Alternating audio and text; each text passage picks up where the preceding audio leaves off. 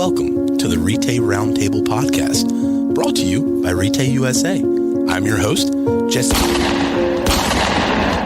I'm trying to record a podcast over here.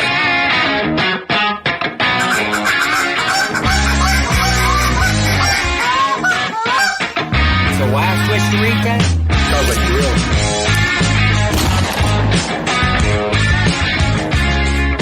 Real White, Yes, sir. what's going on today? Not a whole lot. It's hot out. Chilling. A little warm. Just kidding. It's actually really nice out today. It's kind of cold in here, to be honest with you. Dude, 2 fat kids over the weekend, I was not ready for that. I want to keep it PG. 96? Yeah. Son. You ever heard of Huck Outdoors? I have. Have you ever heard of Chris Huckabay? I have. So we get today to talk about what I think is one of the coolest stories in the outdoor apparel world with Chris on the podcast, because his gear right now is in fuego. What? And for the Spanish, non-speaking Spanish folks, it means it's on fire. Okay? Chris Huckabay, what are you doing, buddy? Man, that word, say that word one more time. In fuego. That, I don't know what that is, but it sounds freaking awesome. Can you spell it for me? No. If we got to be considered in Flago, let's go with it. I love it. Well, hey, man, thanks for... How you guys doing? Man, we're awesome, buddy, and thanks for joining us on the round table, dude. This is we get to sit down every week and talk to our friends. That's what's so fun about this thing. And honestly, we have developed a really cool thing. We don't really cross over, right? Like, it's not like a big mystery about, like, we don't sell merchandise here at Retay. Right. We leave that up to professionals like yourself, because, dude, you have grown a brand, man, in a small period of time. Crazy. It's this sun gun's keeping me up late at night. I can tell you that. HUCK Outdoors on Instagram, correct? Yep. And that's where Huck Outdoors. Yep. So that's where they can find your website as well, correct? Yes, huckoutdoors.net. That's the website. Okay, perfect, man. So first off, let's just get to know you, because we've got to talk and spend some time together. I'm gonna let Will take over and let Will figure out who you are. And he hates talking, by the way. Some days I don't even know who I am. So, and then we're gonna talk about some of the things that are going viral for you, which I can't wait to talk about. And then also, man, Will has turned on to he's got a new leaf in life. All right. Gotcha. I'm not sure I know. He showed up the other day in a pair of yoga pants. And I know that you have a pair of yoga pants now available on your website. Do what? Hey, look, you don't have to lie to everybody, Will. Put me on the spot like that. The yoga pants, we might. So are we going to see Will in a pair of Huck yoga pants? As soon as they get shipped here, we will have imagery. I can tell you that. Oh, man. Hey, that could be a first. And look, we love being first at everything. I don't know if this one will be the one you want to be first at. Right? No. Yeah. So what's your return policy? Oh, you do not want those back, I can tell you. On yoga pants, we're not taking any of them back. By the time I get them on, they probably look like saran wrap. Right? Yeah, we're gonna leave that up to the women folk, huh? That's right. Yeah. Well, hey, Chris, man, tell us a little bit about you, man. I want to get to know the brainchild behind this thing and what you've done and created through your brand and your community, man, because it's a firing family right now, which is so cool. So give us a little background on yourself. Man, the whole deal, and I can't take credit for it. I mean, it's a family. It's a family brand. Absolutely. Huck Outdoors. I've been called Huck all of my life. That's been a nickname that I was given back when I was a teenager. Everybody started calling me Huck through high school, working, just everything. They've called my kids Huck. I've got 23-year-old Dawson. Yep. They call him Huck all through baseball, college life. I got an 11-year-old. They've calling him Huck now. So it just made sense that, we're rooted heavy in the outdoors anyway. Yep. And heck, 2019, we sitting around the living room, duck season, goose season's over. And it got mentioned by my son. My oldest son, Dawson, was like, man, I'm racking my brain. We ought to do a brand. I mean, everybody calls us Huck. Why can't we have our own brand like all these other guys do? Everybody else is doing it, right?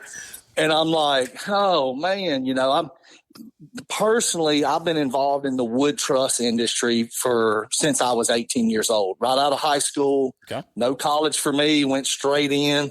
I kind of tell people, get kicked out of the nest, you got to learn to fly. That's right. So, but went to work, man, right out of high school, graduated, got a job in the truss industry, and that's been my life ever since.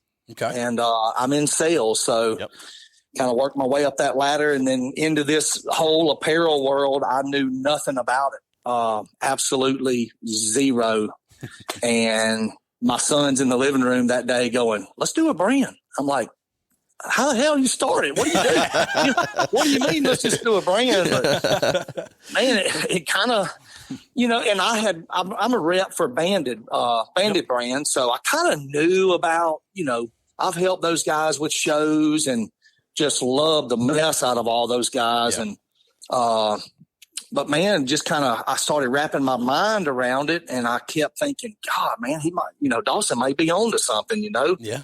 I'm never going to say no, we'll try to do something. Right. Absolutely. But I'm going to shower you with something real quick. And you said you were going to Banded shows, helping out Banded and going to some shows.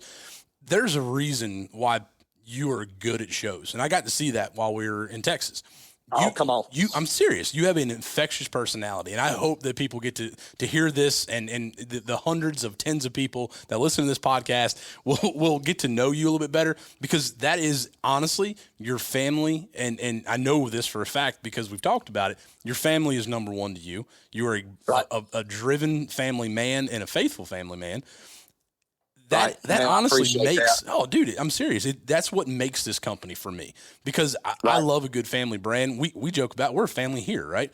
It might not be blood related, but we're a family, and that's something that sticks out to me. And you have built a It's not a brand, honestly. I'll be honest with you. It's not a brand. It is a family oriented thing that you can see your kids out there, and you got people. Man, you got celebrities out there rocking your stuff on stage. But Dylan, no joke. I was sitting in Simmons Sporting Goods in Bastrop, Louisiana. Okay. And this little dude came strolling in the front door, and everybody's kind of like, oh, my gosh, there he is. And I'm like, man, dude, this guy's like, hey, no, don't take this the wrong way, Dylan. This guy's like 5'2", bud. I mean, he is a little fella, okay? And I'm standing there, and this guy's just rocking this Huck hat, and he's like, hey, man, do you know who that is? And I was like, man, I ain't gonna lie to you. No, I don't know who that is. And he's like, that's Dylan Scott. I was like, well, I just listened to him on the radio. My man's rocking his hat in Simmons Sporting Goods. Man, he's been a great supporter of us, dude, since day one. Yeah. Since day one, met the guy. He's killing it out there on the road. I mean, he's a hot item. Oh, yeah. Everybody wants to do a song with him. But and you know what? He looks like he has fun. Man, he's rooted. He's one of those family guys that I just hit it off with.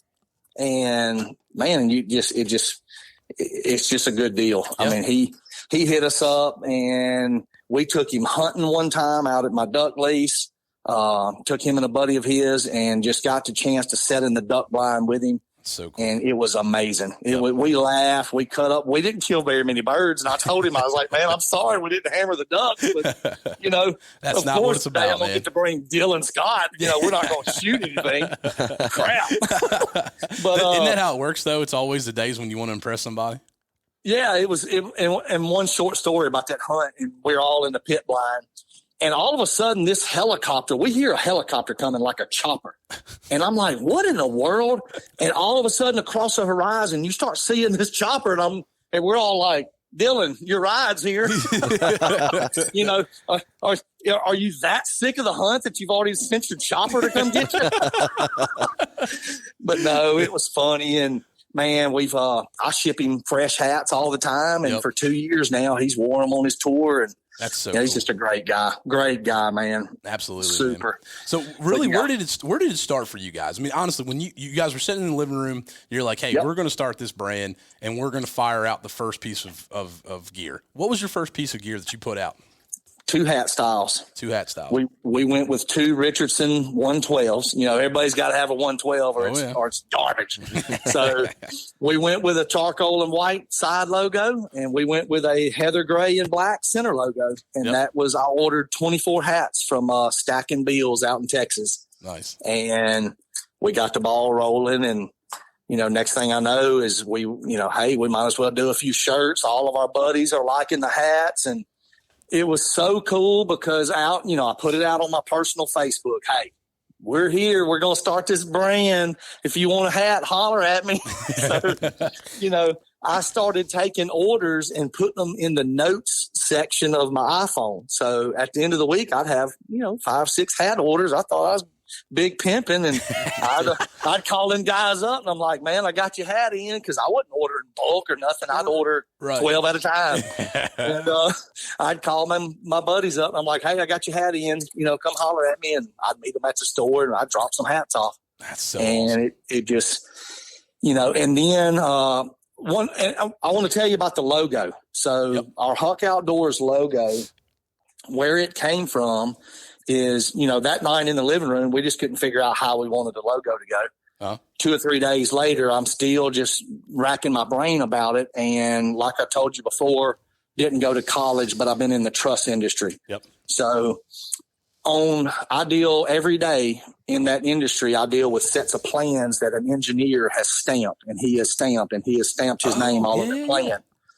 So at the end of the day, I thought, man, I never went to college, but I always wanted that engineering degree. So I'm looking at that stamp one day on a set of plans, and I'm going, there's the freaking logo right there. There's my logo. That is my seal, Huck Outdoors. Let's do it. So I called a good friend of mine up that used to print all of my race car graphics from when I was in dirt racing. Okay. And I told my buddy, I said, hey, I'm about to send you a sketch of something that I've just whipped up with a pencil real quick. I want you to fine tune it in the computer. Call me when you get it ready. And off to the races we went. I went and seen the logo, and we approved it, and now we're sticking it on everything we own. So that hits and I'm almost embarrassed. I was in the construction world for 10 years, read blueprints every day of my life. Yep. And now that you say that, dude, that sticks out, and I will never be able to not see that. Look on that title page. You'll see that engineer stamp or an architect stamp on every plan. Lower right corner. So so that's where I went with it, and that's so cool. Gosh, it just meant a lot. It just kind of was like, yes, kind of flexed on it a little bit, like feel like we kind of made something now. Absolutely. So no, that's awesome. And you guys have, obviously, you've gotten into the logoed wear now. It's not just the brand oriented stuff anymore. You've got 2 products that we've got to highlight right quick, because I thought the first day that I seen this first T-shirt, I was blown away, and it kind of went viral for us because we were sending it around to everybody. The Loose Lip Sink Ships T-shirt is probably the funniest shirt I have ever seen in my life. And that was a good one. Absolutely. That was a real good one. And you hear people talk about that all the time during duck season, because you got the season of hate. People say that, because let's admit it, nobody wants to talk to you during duck season. All year long. Hey man, what you doing? What's up? You only go out to eat? You only grab the wife and go eat? Next thing you know, duck season. Hey bro, where you at? Yeah, exactly. Hey man, haven't talked to you in a while, right? Yeah, I ain't talked to you. Where you been? Nobody wants to tell you information about that. So I was just kind of like, damn, that'd be a cool design. Yep. Just in the text message block, it's perfect, man. And we I just got left on read. That's it. So I'm trying to find a good spot to go hunt with somebody and just got left on read. So look, on the side of apparel, so you guys are now, you're deep, right? We talked about it with Will's yoga pants. You guys got hats and straw hats and hoodies and T-shirts, and just about anything you can imagine. Did you really, when you guys were sitting there in the living room that night, did you think it ever could get to this? One part of me wants to say no, because I'm so heavily rooted in sales with my day job. I didn't think I'd be able to have time for it. Right. And then the other part of me, and it's like my wife tells me, she's like, you knew good and well that you were going to all gas, no brakes. That's my whole motto all the time. If I'm going to do it, let's just freaking do it. Right. Wide open. We're not going to half-ass anything. That's awesome. So one part of me was kind of like, I was scared. You know what I'm saying? I was nervous because I've never dealt with anything. This isn't wood trusses, and I'm not dealing with contractors. It's a whole new ball game. It's in your court. The confidence that I had through the sales in for 20 years, it kind of was like, you can do this. You're going to deal with different people, but at the end of the day, people still buy from people is what I feel like. Absolutely. Right. And that's your signature, man. And I hope that never changes because it's such a good, like I said, the good community and the family vibes that come from it. Right. Looking back now, because let's be honest, man, there is a new apparel company popping up every single day. Everywhere you look, man. Everywhere you look. What do you think? What do you think? Obviously, in the family aspects there, and we know that. What do you think sets you guys apart as far as being just and we deal with it in the gun world, just another shotgun, right? Being just another apparel brand. I think, and I'm not trying to take no pride for being like the best or something, because I still feel like we're brand new to this. Oh yeah. So what I feel like has worked best for us and what we've heard from feedback now that we're in retail stores, because the retailers, when I present our brand to them, they say, hey, you're not going to be another one of these guys. It's just here for 3 months and gone. And I'm like, no, ma'am, no, sir.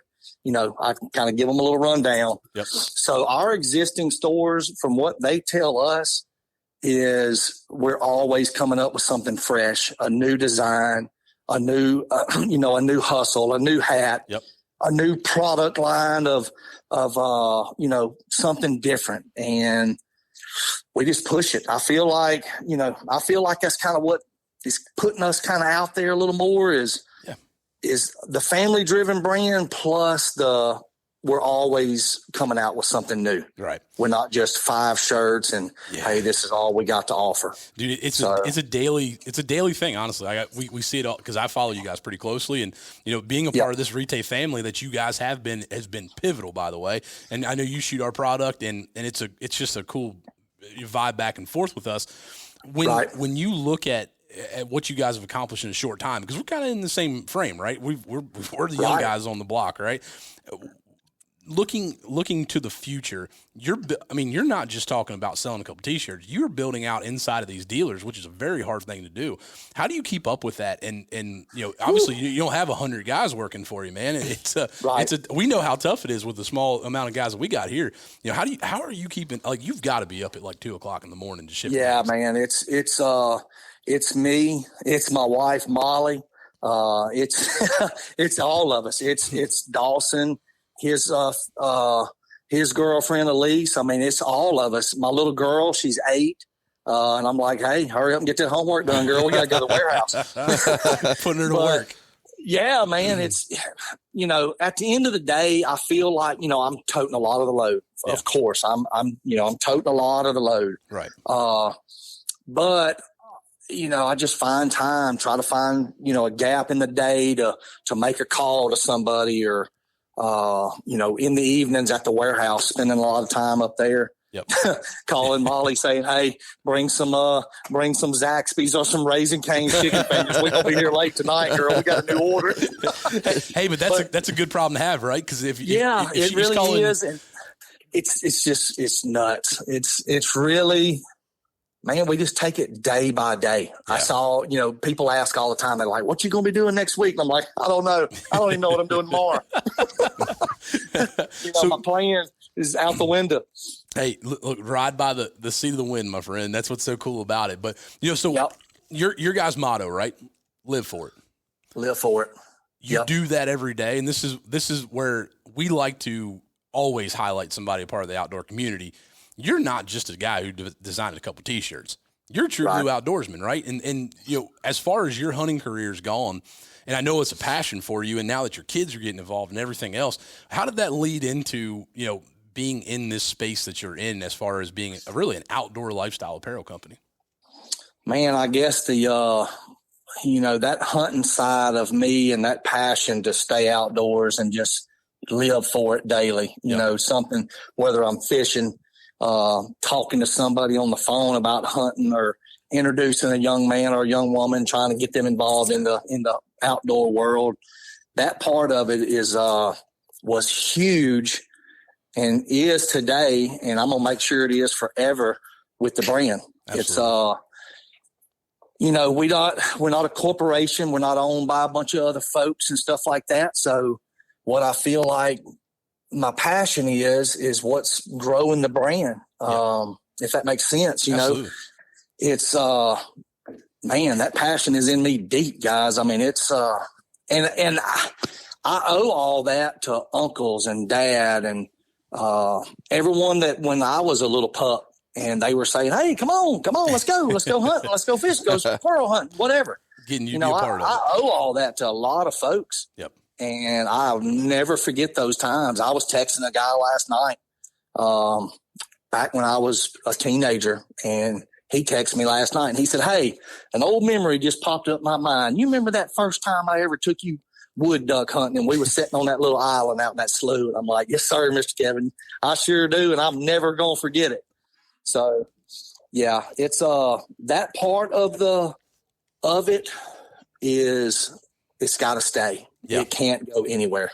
I'm with you. So, I'm with you. And that's what we hope we drive that home to our kids. And I think every day, myself and Will and we all, and you especially, we keep these guys involved, right? We keep our kids involved. And, what you got going on, man, you're building a little dynasty down there for your family now, something to carry this on, not just in the hunting side of things, but, with the collection of, man, you got what you owning a farm down there, Hook Farms now? Right. Yeah.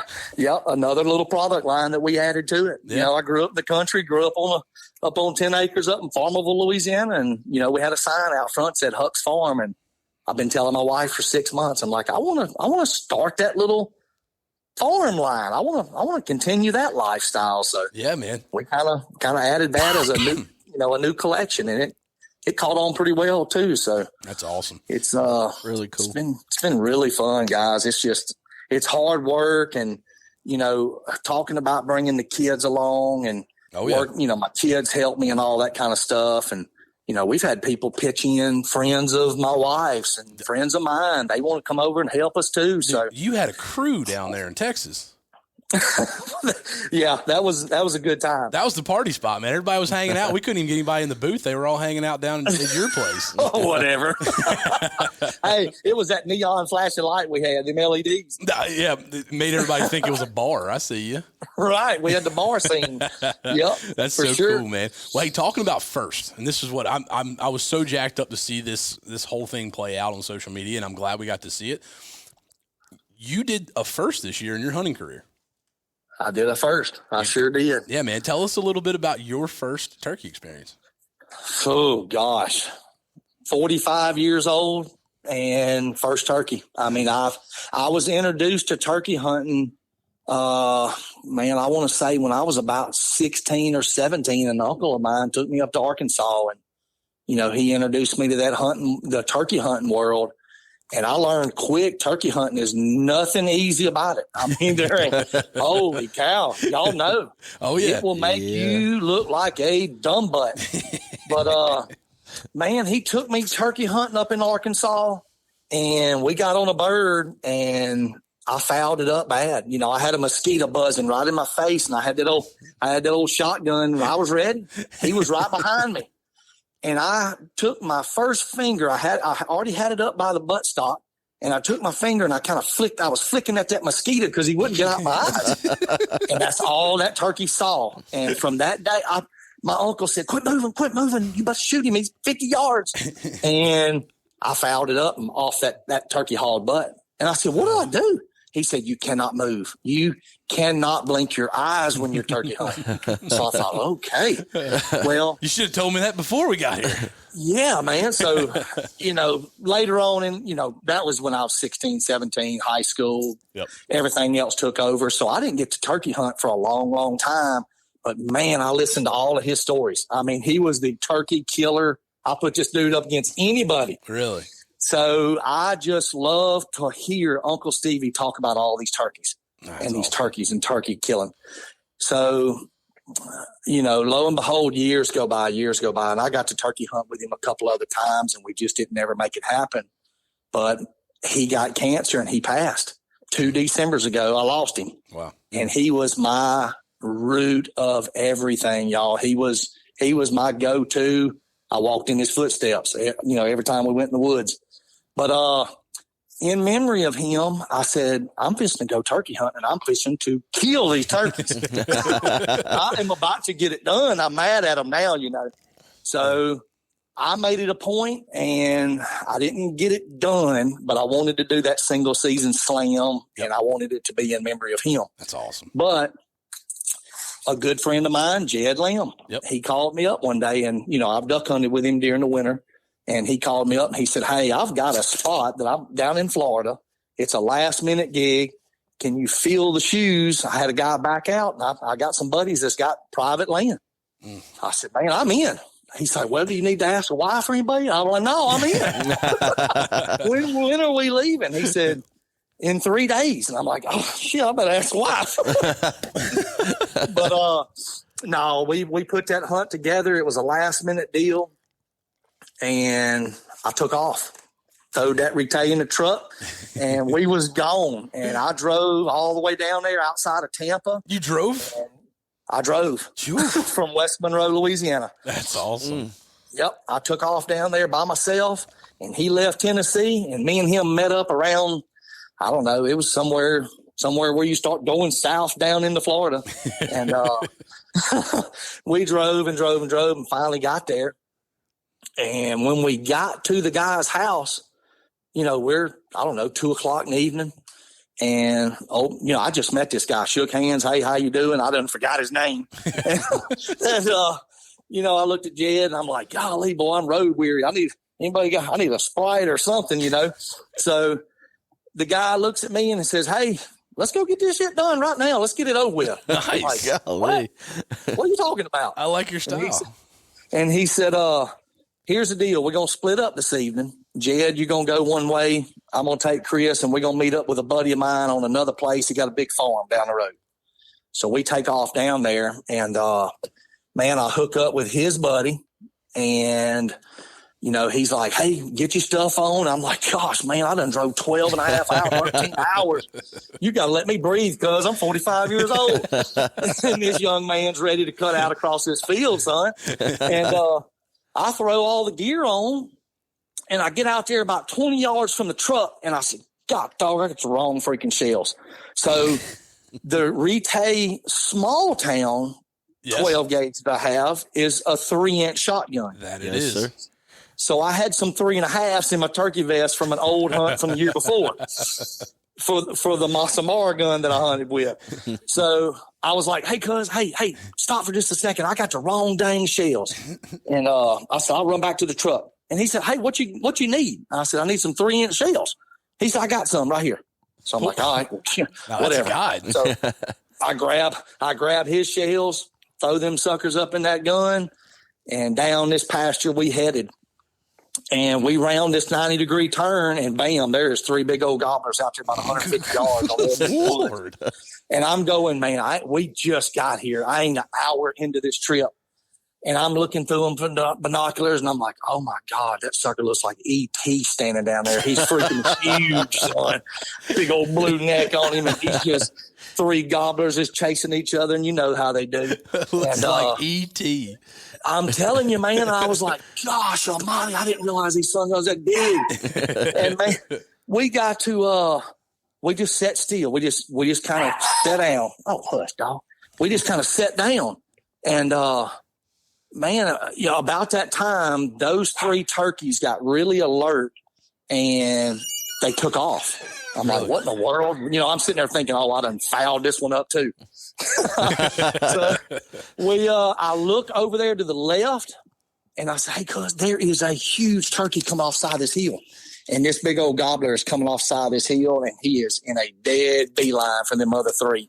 And they left. Evidently, he done whooped them before. And, man, that old boy that I'm with, he said, hey, he's hung up over there now. This is, about 3 or 4 minutes later. He said, we got to go to him. I said, what do you mean go to him? He said, and he had this strutter fan. He said, get right behind me and don't get out from behind me. That's right. Just belly crawl. And I'm like, oh, Lord, this is really about to happen. That son hunt is about 110 yards across that pasture. Shoo. And we got about halfway to him on our bellies, and then he started coming at us. And I'm thinking, oh, here we go. And a few funny things I've told some people on the way to that belly crawl is I done met this guy, 30 minutes ago, and my nose has been up his crack 2 or 3 times because every time he would stop and I'm looking at the ground, I am head first into his butt. So I'm like, hey, dude, sorry about that. Sorry. Look, at that point, y'all don't become family, so don't worry about it. Oh, man. And I'm sitting there thinking, God, I hope he's a good guy, But, and I'm going across there, and old bird, he just gets hung up, and finally he was like, Chris, you fixing to have to shoot this turkey, man. He's fixing to leave. He's finna leave. Well, when he said shoot him, I'm already on his right side, ready to shoot the bird. I'm thinking he's straight across from us. When that boy moved to the left with that turkey fan and I'm ready to kill him, the turkey ended up being about 10 yards to the left. Oh. So I'm like, holy crap. I said, Trent, you got to get out of the way. Well, by the time I'm trying to shoot over my guy's head, that turkey's done seen us, and I shot at him. And, man, he gathered up himself and took off flying across that pasture. And I'm trying to get another shot on this bird, and click, it's hung up. There's nothing happening. I cannot get another shot off. Oh, no. Well, look, I'm looking, and I went, what the crap? So I shook that shell real hard, and the shell finally come out of the gun. And I thought, oh, no. Well, this old boy I'm with, he's like, what kind of gun is that? And I ain't going to throw down on him. I'm making fun because it's funny. The rest of the story is real funny. And he was like, yeah, what kind of gun is that? Blah, blah, blah. And I'm like, well, man, this gun's never hung up. Never. Ain't none of my guns ever hung up that I've got. So we get back to the truck. And I'm like, something ain't right. That shell, and I done throwed another shell in there. His shells did not feel right. Keep in mind, he let me borrow them shells. So we get to the truck, and he's still, I don't know, man. I've never had any problem out of my gun. Blah blah blah. we get to the truck, and I grab my shells that was on my back seat, and I grab his shells. And I'm like, something ain't right. Even when I put his shells in the tube and I shuck it, something don't feel right. Believe it or not, his shells were about 1/8 of an inch. Oh, yeah. Longer than my 3-inch shells. Absolutely. And that gun, once I fired that one shot, it hung that hole up. It wasn't coming out, and the other shell wasn't going in. It's for dang sure. But all shells are not created equally. No. And I swear to y'all, man, I set that shell on my tailgate on a level surface and put his shells beside it. And my shotgun shells, that 3-inch shells, his are longer. Oh yeah. And I thought, well, there you go. So, man, that was a fouled up evening. And, of course, Jed has texted me already and said, hey, I'm ready to go back to Tennessee, son. I got my bird. So Jed's done killed his bird, and I'm over here fouled up, got stickers all in my knuckles and all that, everything else. But done missed my bird, and I got back to the house, and I'm telling him the story, and he's like, oh, my gosh, man. So, and I'm like, dang, man, that was supposed to be my first Florida. That's supposed to be my first bird, first kill. So he said, well, so the boy that we were with, he said, hey, we'll just go back in the morning. We know where the turkeys are. We'll go back and see what happens. So Jed went with us that next morning. He's tagged out, got his bird. And we took off back over that next morning. And, man, as soon as we got out of the truck and started slipping back down through the woods or down the side of that pasture line, these gobblers, a bright moon, and these gobblers are fired up in them woods. And I'm like, oh, my gosh, boy, this is insane. Here it goes. Every little sound that made a crow or any little sound at all, boy, 4 or 5 gobblers just out in the woods, fired up. That's awesome. Man, we got set up in an old dead treetop on the side of that side of that pasture. Birds behind us in the woods, put out one little old decoy. And we sat there. I mean, you could hear an 18-wheeler way on the other side of it sound like a dump truck. Boy, they were hollering at him. They was fired up. And, man, about that time, it was just getting light enough. Y'all know how it is where you can start seeing color in the grass and color in the trees. And about that time, it looked like a buzzard flew right over my head and just pitched down out there. And I was like, what was that? And he said, it's a freaking turkey. And Jed's behind me. And he's like, Chuck, just stay still. Don't move. And about that time, 10 seconds later, boom, here come another one. He pitched out there about 100 yards. And boom, way off of my left, another bird pitched down out there. Good Lord. I thought, goodness gracious. Freaking out. This is more turkeys I've ever seen in my life. And those 2 or 3 gobblers that flew out there the furthest, they kind of hung out a minute and they didn't want nothing to do with us. They never looked at our decoy, nothing. And they just took off walking to the right. And they were gobbling and cutting up at each other.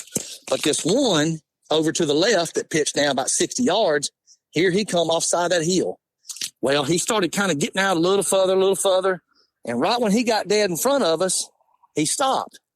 And I thought, golly, he's a long ways, guys. He is. Jed said, don't shoot. Because I'm sitting there going, I heard all these stories about people killing turkeys at 70 yards, 80 yards. I'm thinking, hero. And on my first one. And Jed said, man, that turkey's about to go. We got to putt, somebody putt at him, do something. So made a few little putts at him.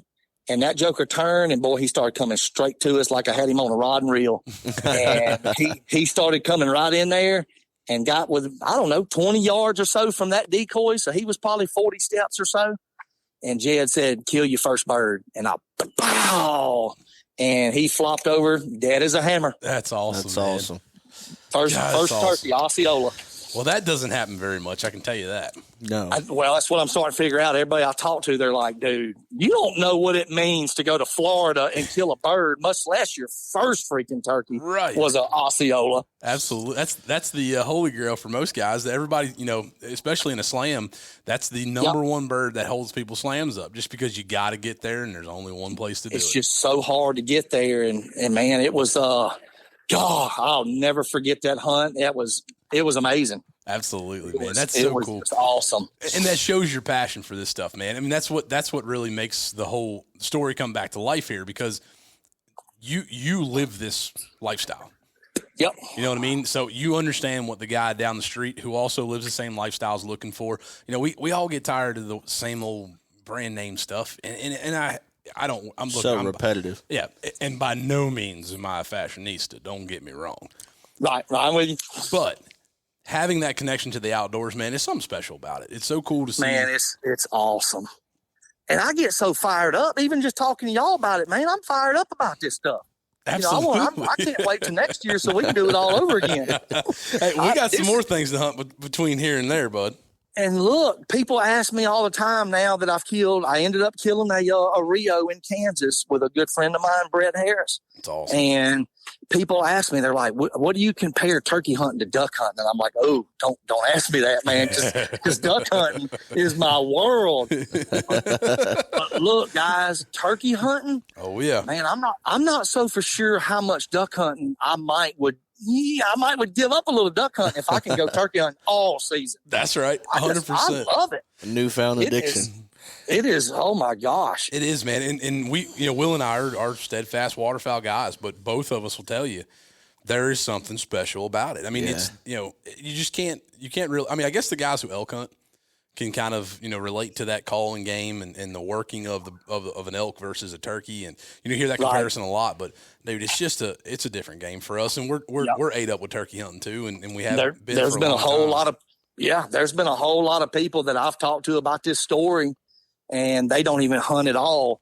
But they are so into me telling that story to them that they're just like, golly, man, that is freaking awesome. Absolutely, that's awesome. I've never killed a bird in my life, never even killed anything, and I love your story. They love it. And look, but the sweetest part of this whole story is, day one when I got there, borrowed that guy's shells, hung my gun up, missed my bird, sick about it.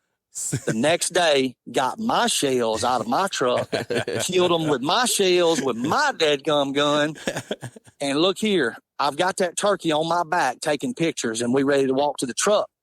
And Jed said, hey, run back over there. Did you get your shotgun shell whole for, a memory? Mount, yeah. Put your beard in, for your mount and stuff. I said, no. Why you want? I said, people do that? And he said, heck yeah, man, get your shell. That's your first bird. And I said, and he said, no, I'll go get it. So Jed went over there and he dug around, and he come back and he said, hey, I got that shell. Well, I grabbed it from him and I stuck it in my turkey pocket deal there. And, we headed to the truck, and, man, I'm just back there and I'm toting my bird, and I'm, I got the phone out in front of me. I'm FaceTime. I'll swell up like a tick. Oh yeah. I'm insta snapping everybody. And, all of our staff members with Huck Outdoors, I'm just sending them videos and we're cutting up. And we're almost back to the truck. And I reached down in that pocket and I'm just fumbling around with that shotgun hole, that shell in my hand. And I look down there at it, and guys, I about hit the ground. Last turkey season, when I was going out by myself and with some buddies around Louisiana. I had ordered some shells, and I wrote Uncle Stevie's name on the side of those shotgun shells. Oh man! So that day, when at dark, it's dark, got my shells out of the truck, throwed them in my gun, and killed that bird. And that hole that he brought back to me on the side of that shotgun shell said Uncle Stevie.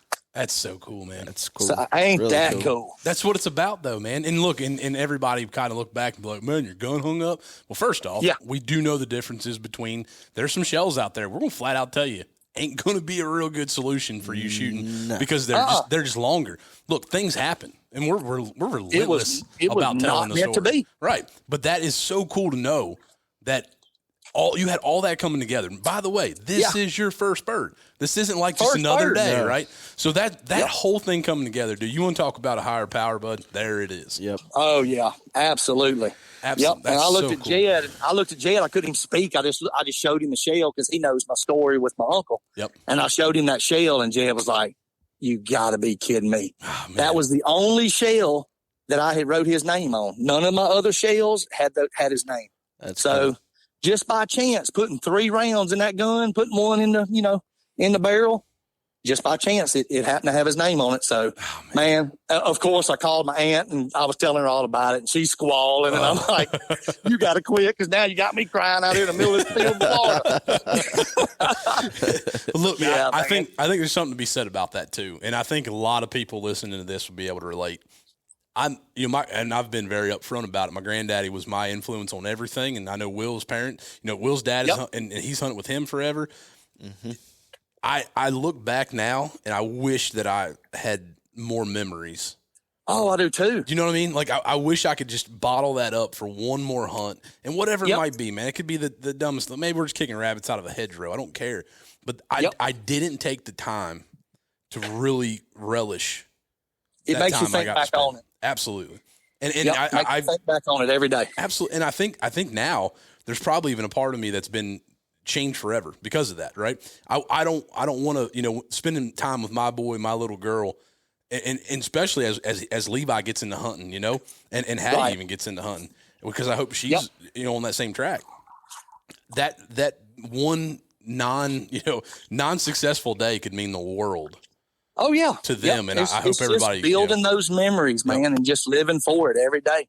And those people out there that hate on hunters, and you got that whole other side. Oh yeah, and they don't see the stories like what I just told y'all. Right. All they see is a man in an Instagram picture holding a dead elk or a bird, turkey, or something.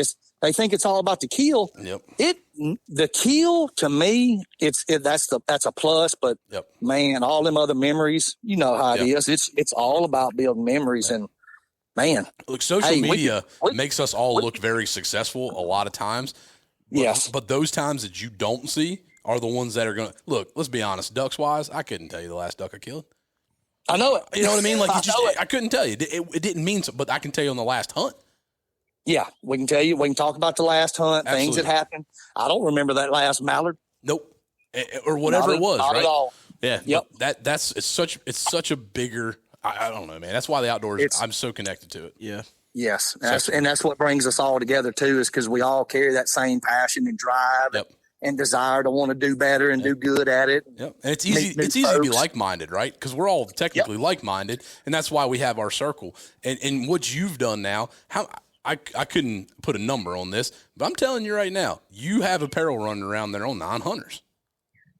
Oh man, it's crazy. You know what I mean? So that's a crossover into our world, man. Maybe you're the guy, and your brand and your family is what brings somebody to see, like, man, I want to have this for my family growing up, so he gets into hunting or she gets into hunting. Right. So just know it's such a bigger thing than what you're just selling T-shirts, but I can tell you that. Yeah, it is, man. I appreciate y'all in those comments. That means a lot to us. It's we get a lot of people all the time, good folks, on social media. We've never met them in our life. We don't know who they are, but they want to be part of what we got going on. They want to email us and say, hey, are you looking for anybody that can rep your brand? I do this, I do this, I do this, and I do this. That's cool. Well, I just want to tell everybody, heck yeah, come on. This is, it's a big old deal. We're trying to just make a dent and add some people to it and have a lot of fun, Yep. And you guys do a great job at that, man. And honestly, we appreciate it. What's next for the brand? Where do you guys see yourself going here? Like I said, we got Will's Yoga Pants coming out. But are you looking to go into gear? Are you looking to go into, more hunting style stuff? Tell me what you got coming down the pipeline. I think what our next move is in the industry that we're in is targeting retail and growing our wholesale program. Yep. I can only sell so much product to someone online. Yep. It just, you can't put it in front of enough people. But I feel, we're in about 20 something stores now across the South. And I feel like if I can get to markets, Dallas market, Atlanta, they talk about a men's show in Charlotte, just a lot of clothing markets. I think if we target that and we set a goal to, this is what we're going to do in 2023 is we go into this one, and this one. I think that's what's going to help us grow it. I really do. Awesome. Get it. Instead, I'm a cold calling sales guy. I'm all about the cold call and walking in and shaking somebody's hand. Absolutely.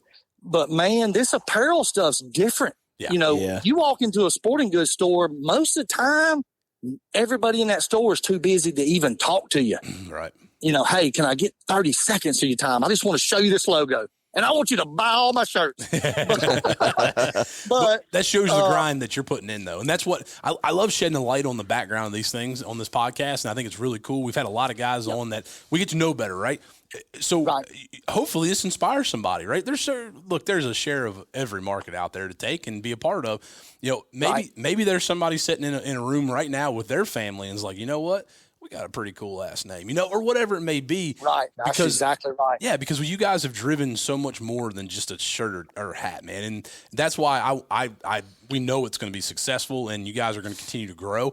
But if you're listening to this, you've met Chris at this point. You've heard about his family, you've heard his story.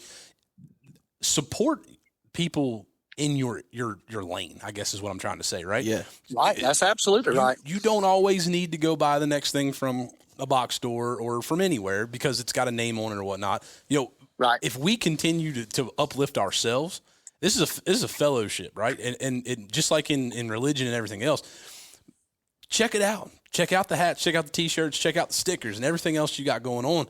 But just know who's behind that brand. And I think sometimes that makes the world of difference. And that's why I support your brand. And we want to make sure that we're doing everything we can to help you out too, because it is a great thing you got going on. It's awesome. That's definitely appreciated by far, man. You guys are top notch. Everything I've ever had with Retay is just, we love your brand. We love what y'all are doing with the guns. Now that I've gotten to meet a lot of y'all face to face, we're uglier than you thought, but ain't none of us good looking. I'm going to get that out there. Well, I don't know Hunter. I was going to say Hunter's got that smile about him. Yeah, I said you a pretty son of a gun. You know what? But man, everybody's good people, and I am so glad that Retay Shotguns was introduced to me. I mean, it's. I agree. No, I didn't know of a Retay, and I learned a little bit about it that first year. I think it's been 5 years, 4 years going on now with a relationship. Yeah, absolutely, 4 years. Man. Yeah. And, man, I got a closet slap full of them now. That's it, man. Look, building that community and building that family is what we're about, and it's so cool to see your family grow, because it's not just your intermediate family now. We're talking about you're growing outside into different states, into different parts of the country, and it's just so cool to see, man. We're happy for you. It's so much fun. I have thoroughly enjoyed it. And I don't know what the future holds, but we're just going to stay on the same path. That's right. It's just like I told my oldest son when he went to college. I said, here's the deal. Life lesson.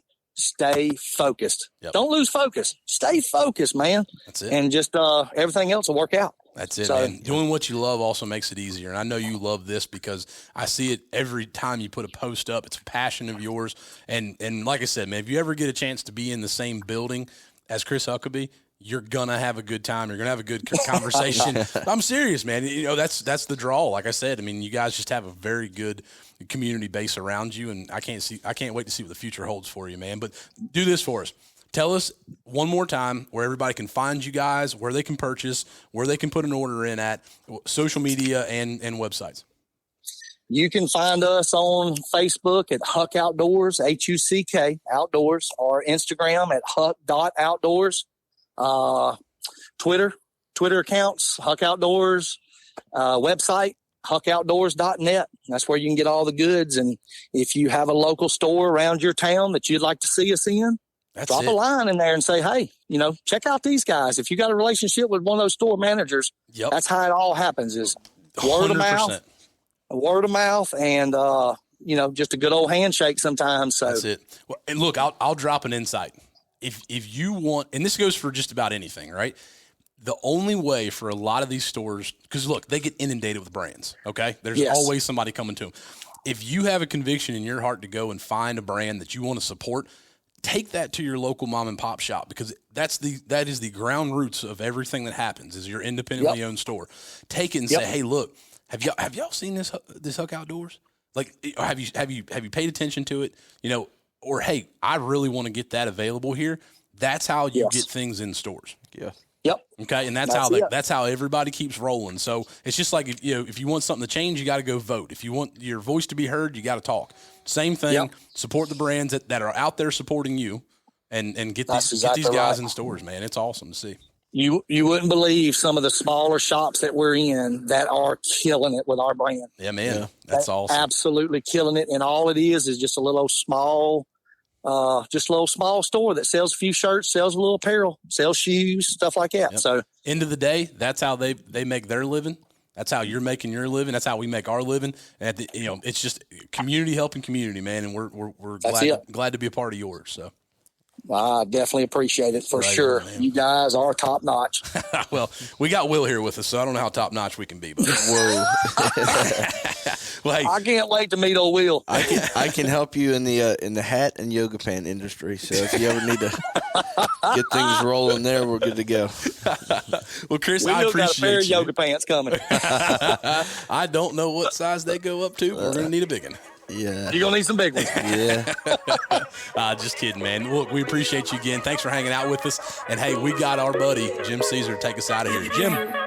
Raised in the South, I come up from nothing, I figured it out. They say when I sing, I'm the voice of the South. Give thanks to the Lord, cause I'm making it out. I can't believe I'm living my dream. Early morning flights, the skies are filled up with these whistling wings. Sights that dreams are made of. Look at God's creation. Dust coming in as we struggle to load. Kid number 2 is a hell of a load. Shots going off as they dropping the hood. It's so cold and my call keeps sticking. I'm being precise with the notes I'm picking. My lead is true, so no duck I'm missing. Foot choke, so I'm good at a distance. I should have retake. I should have retake. I should have retake. I should have retake. Brush up the blind, ain't wasting no time, yeah, we gotta grind. Hitting the trees and break a few digs and passing to me. Ain't no Beyonce, but these ducks in formation. This ain't no heist, but I swear green's what we chasing. Hey, you ever drove a boat in the morning? Can't think, can't see, can't breathe, cause the cold and it's fog. 2 strokes and 40s. Start up your engine, get ready to party. It's a dangerous run to the hole. You know where I'm from, so you know how it goes. 25 Mercs and 25 Zooks. Outboard spit smokes when it's cold. This is a timber run, something like timber run. Dodging these logging these trees, running so fast like we racing for cash in the water. So cold and it's starting to freeze. Could you believe the sight that you see with your eyes when the matters descend through the trees? My soul is at peace. I get so high when the ducks start to fly. I can see what the angel could see. Please do not blame it on me. The ducks don't commit, then we rearranging the deeks. Come on, let's turn up the heat. They still ain't committed, then we got emotion the deeks. Block swinging left, block swinging right, but keep them in sight. And if we not doing it right, no second chance, and we just might ruin the flight. We kicking water, ducks dropping harder, tell them kick hard. One hen gave in, but still got 10. Working circle, got me nervous. Ain't no stress, we on the X. Watch them banking, swerving, curving. We gotta finish these ducks, they coming in. Watch them run straight out of luck. I'm yelling, take them guns, I'm blazing. 1 + 10 came in, amen. That's a whole lot of mallards. Now one left out, we screaming, shout. One shot before man limit, I won't forget it. Yeah. Now we headed back to the ramp. Ducks in the bow of the boat. Chest sticking out like a champ. Chest sticking out like a champ.